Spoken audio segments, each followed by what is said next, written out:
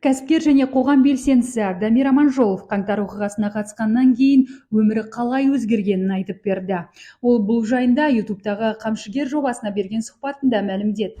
Пока там следствия шли и так далее, я же не мог работать. Наши бизнесы шли вниз. Самый один из больших суши, компания сеть ресторанов была, она вообще закрылась. Постоянно надо просто, там, я вишу в воздухе, да, не... Дамир Аманжолов қаңтар оқиғасында адамдар мен коммерциялық нысандарды құтқаруға белсенді түрде қатысып, қалың жұртшылыққа танылған болатын. Осы оқиғадан кейін ол шеруге шыққандармен бірге ұзақ уақыт тергеуде болған. Кәсіпкердің айтуынша, қаңтардан кейін көпшіліктің пікірі екіге жарылған. Біреулері оны қолдаса, екіншілері билікке сатылған деп күдіктенген. Я могу прямо сказать, что после январских событий меня много звали работать.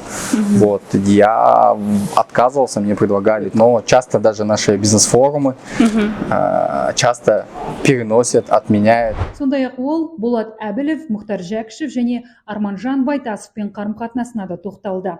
Қазақ тілді мамандардың жетіспеушілігі мен әскердегі дедовщина мәселесінде қозғады. Сұхбаттың толық нұсқасын Қамшы Voice YouTube арнасынан төмендегі сілтеме бойынша көре аласыздар.